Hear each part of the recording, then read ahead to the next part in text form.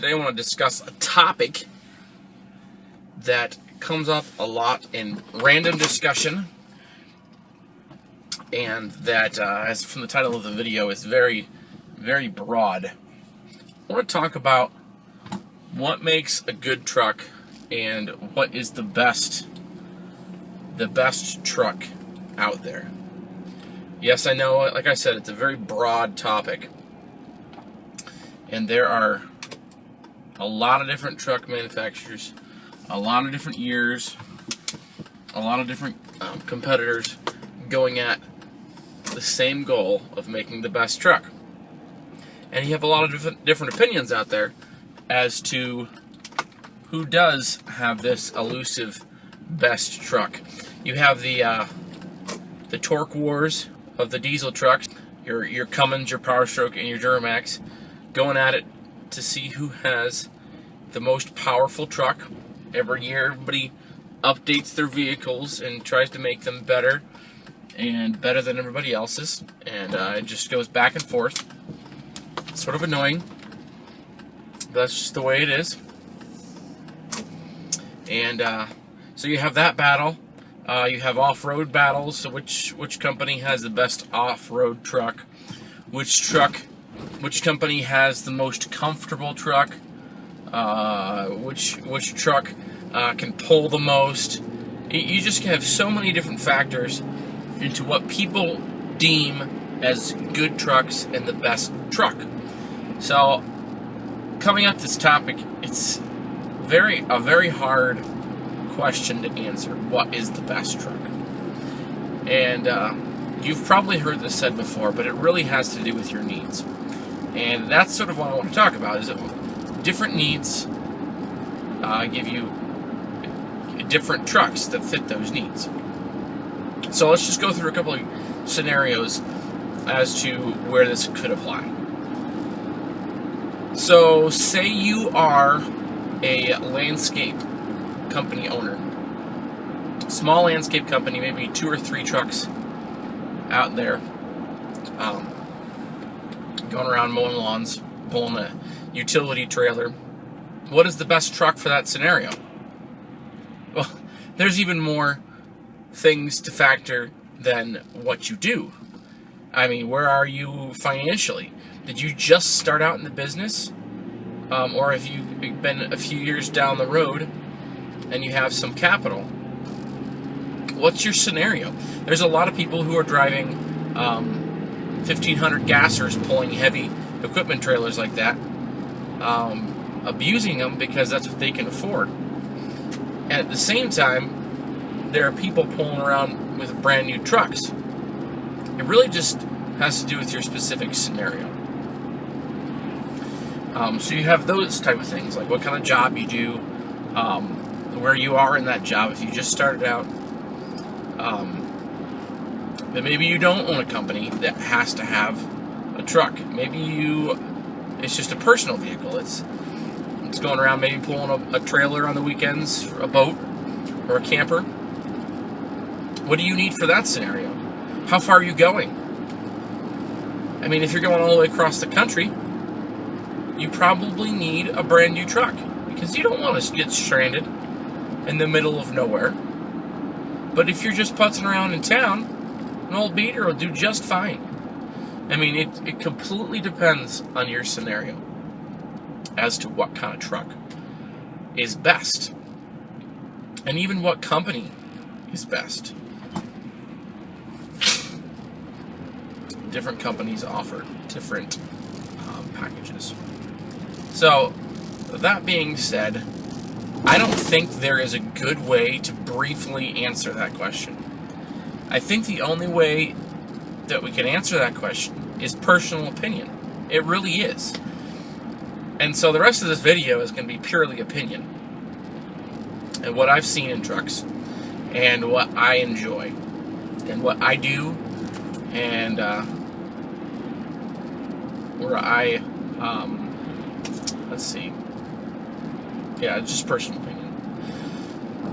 So let's start out with what I have. Right now, I have 2 vehicles. One is a Chevy Suburban, a 2003 Chevy Suburban, 1500 Suburban, and I have a 2005 F-250 Power Stroke.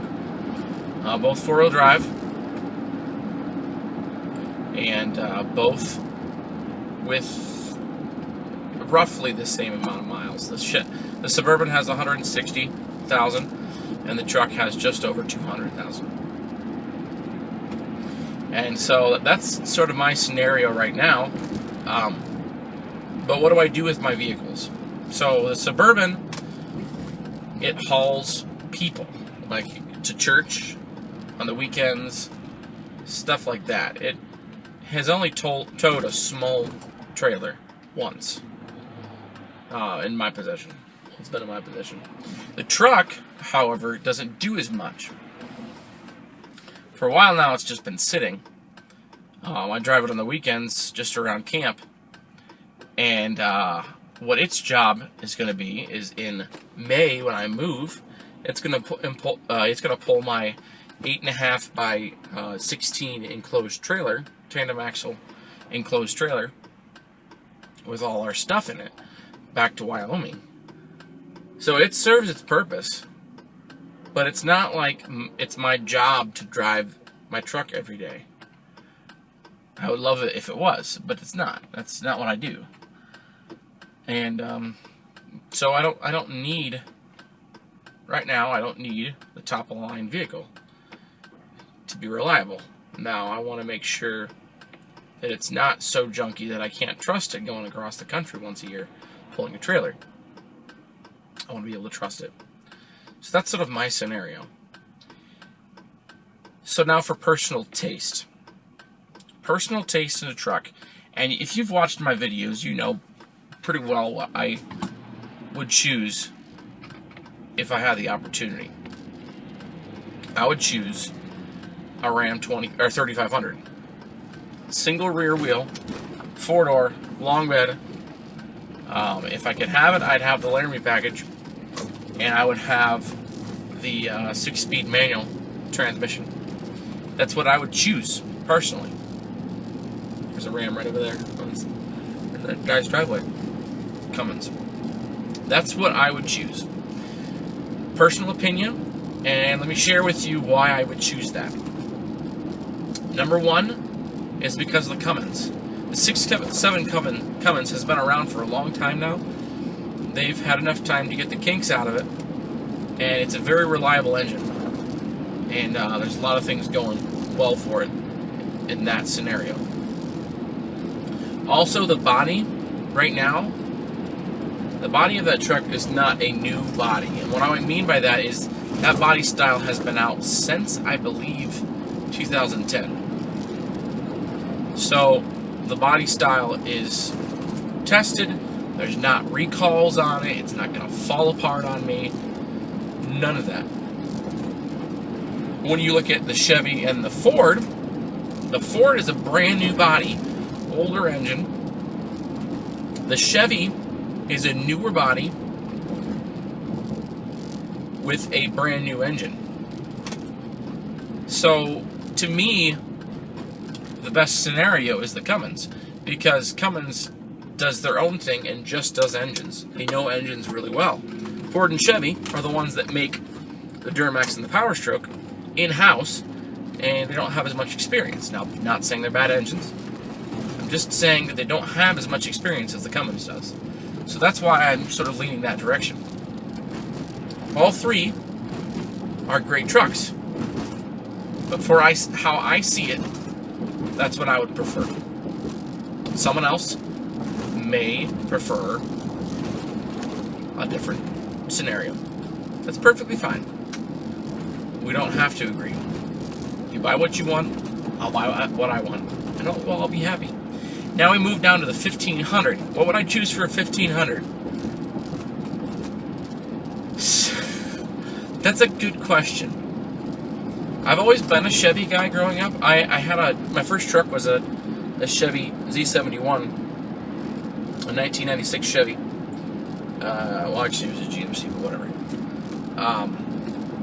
That's what I had. That's my first truck. So I have a leaning towards Chevy, and it's in my family, it's in my blood, all that jazz. But honestly, right now, when you look specifically at 1500s, specifically at the 1500s, my choice, which may surprise a lot of people that have listened to my videos before, my choice would actually be a Nissan. I would buy the Nissan Titan XD. Why, you say? And because it has the Cummins. I'm a sucker for the Cummins. I'm a sucker for diesel. That's what I would choose, although my tendency would be Chevy all the way.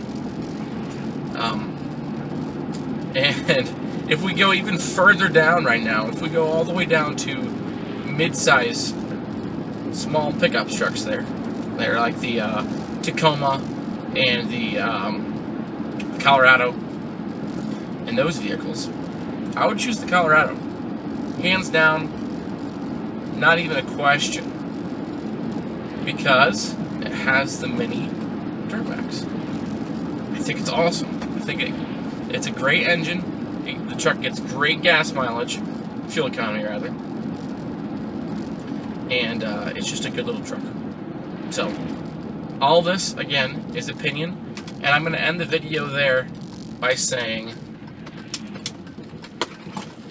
that it's so much up to personal preference, and so many of the trucks that are out right now are just good trucks, and you'd be fine with any of them. But personal preference, fit your choice to your specific need, do your research, and make sure what you're buying is what you need for your specific scenario. And just make wise choices. Make a budget, plan, and make wise choices. So I hope this video was helpful. I hope it was informative. Maybe you got some ideas for how to pick your next truck, or maybe this is your first truck. Maybe you got some ideas as to what you need to think about. So that's going to conclude it for today. Thank you so much for watching. Please subscribe, and a little plug for my subscriber challenge. When I hit 1,000 subscribers, I'm going to give away a 12-inch light bar. So keep that in mind. Subscribe if you're new, and like this video.